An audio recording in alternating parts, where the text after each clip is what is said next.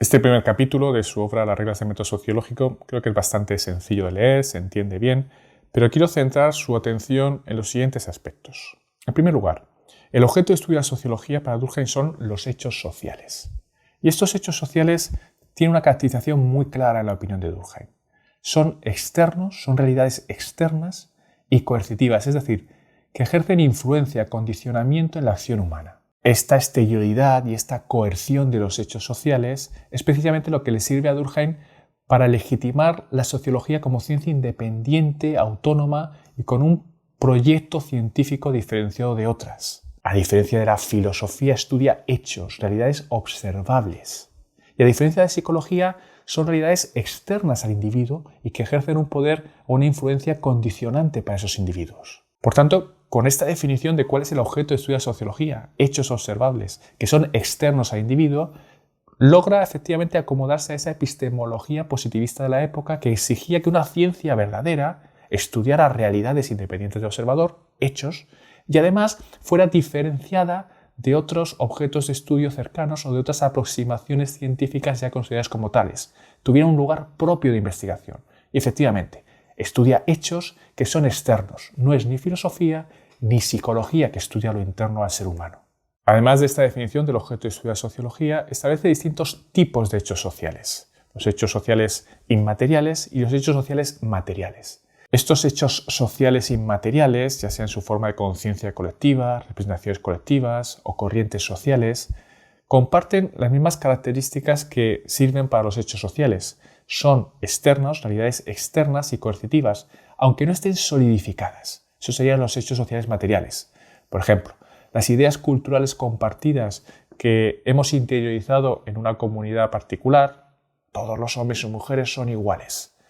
Esto es una idea cultural que es un hecho social inmaterial que luego se puede materializar en un código civil, en un código penal, en un sistema electoral en el que todos los votos valen igual, etcétera, etcétera. Pero el hecho inmaterial, esa conciencia colectiva acerca de ciertos valores, de ciertas ideas que son compartidas por todos y por eso es algo externo al individuo. No es que haya una confluencia de todos nosotros acerca de ciertas ideas de que deberíamos ser todos iguales ante la ley. No, eso preexiste a nosotros. Existe, aunque sea de manera inmaterial, en la sociedad. Tiene una realidad objetiva que va a condicionar precisamente el modo en que yo veo la realidad.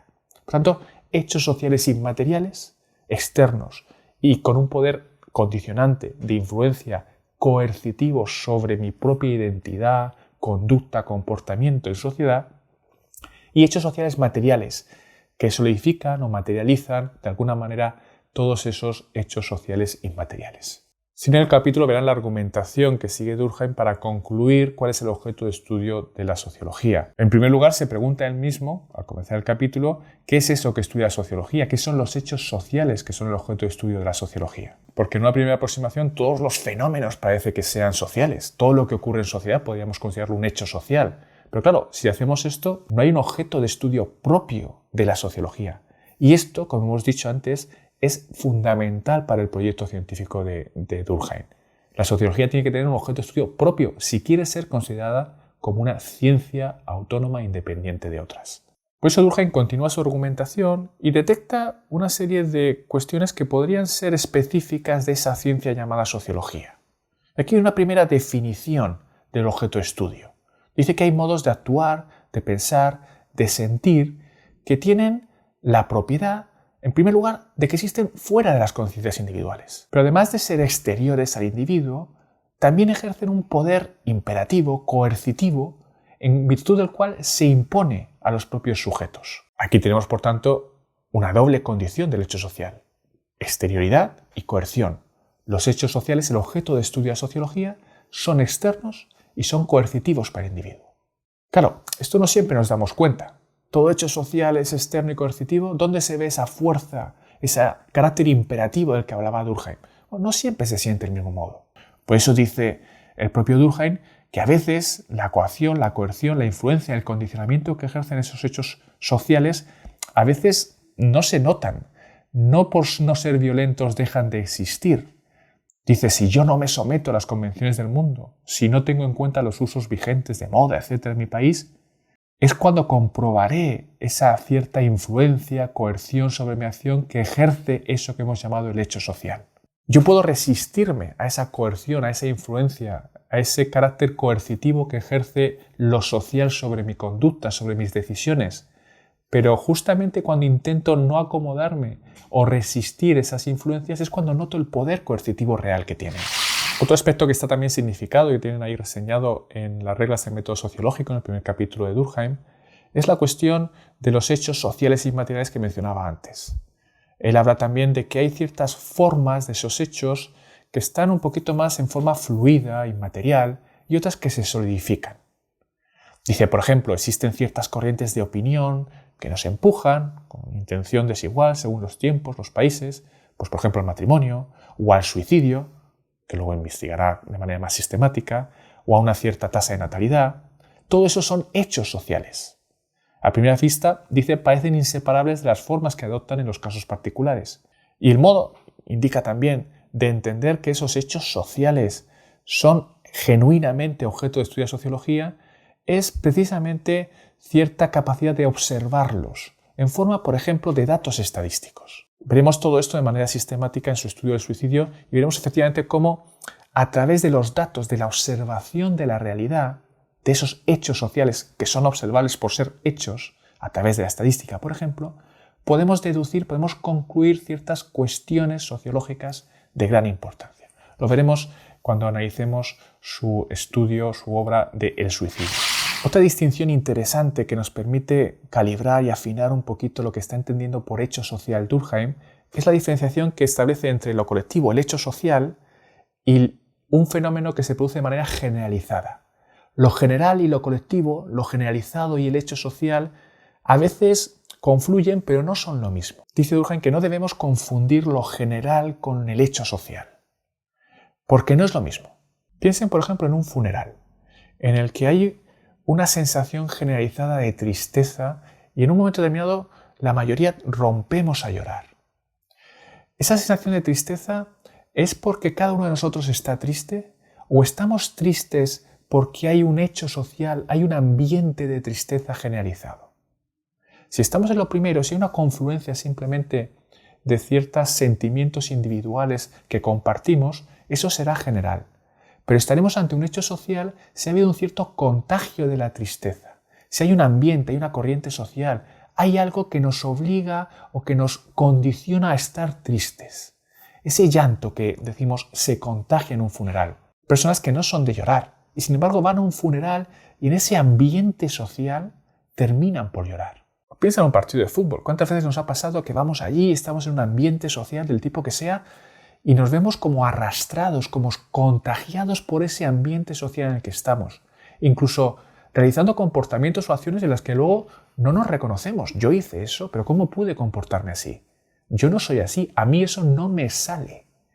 Esa conducta que no sale de uno mismo, pero que se ve condicionada por el ambiente social, es precisamente lo que está diciendo Durkheim, que está constreñida por lo social. Ahí hay un hecho social interesante. Dicho de otra manera, no estaríamos ante algo que pueda estudiar la sociología si simplemente hay una confluencia espontánea de sentimientos entre unos miembros que están reunidos en un momento determinado. En cambio, si habrá un hecho social digno de ser investigado por la investigación sociológica, si ese sentimiento compartido ha sido generado por un ambiente, unas circunstancias que llamamos sociales. Ahí hay un hecho social que podemos investigar. Por eso dice Durkheim que lo colectivo, el hecho social, no es simplemente algo generalizado entre miembros. Por el contrario, sí puede haber algo generalizado entre los miembros precisamente cuando estamos ante presencia de un hecho social. Pone Durkheim este ejemplo, un sentimiento colectivo, llanto, euforia, que estalla en una asamblea, no manifiesta simplemente lo que había en común entre todos los sentimientos individuales. No todos estaban tristes, no todos tenían esa euforia. Ha sido precisamente el hecho social, esa realidad, esa corriente social, ese ambiente que tiene esas dos condiciones de exterioridad y de coerción, la que ha generado ese sentimiento, esa apreciación, esa euforia o ese llanto generalizado entre todos los miembros. Por tanto, hechos sociales, materiales, inmateriales, que tienen esta doble condición, son externos y coercitivos. Como son externos y coercitivos, ante un hecho social es normal que haya conductas, comportamientos, sentimientos, formas de obrar generalizadas entre una comunidad. Todos conducimos, por ejemplo, por la derecha y no por la izquierda, pero no porque sea algo que hayamos decidido internamente. No es una confluencia espontánea que todos hemos decidido conducir por un carril y que se adelante de esta manera. No. Hay una serie de normas sociales, hay una serie de hechos sociales que todos compartimos por los cuales nos conducimos de esa manera, y además de cierto modo obligatorio.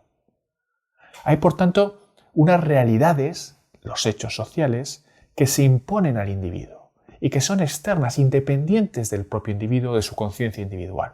Por más que puedan estar interiorizadas, son ideas que hemos aprendido, que hemos interiorizado, en las que nos hemos socializado en un momento determinado. En consecuencia, concluye Durkheim, los hechos sociales son todas esas realidades, que sean los objetos de estudio de la sociología, que tienen esta doble condición.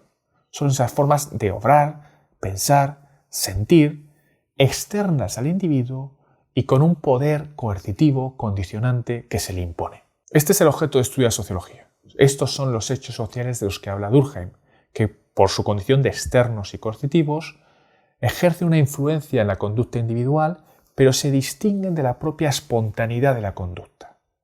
Nos comportamos de cierta manera porque estamos influidos por hechos sociales, ya sean ideas, maneras de vestir, corrientes sociales de distinto tipo. Esta investigación sobre los hechos sociales es lo que vamos a ver ahora plasmada en dos obras de referencia de Durkheim: La división del trabajo social y, por otro lado, su estudio sobre el suicidio.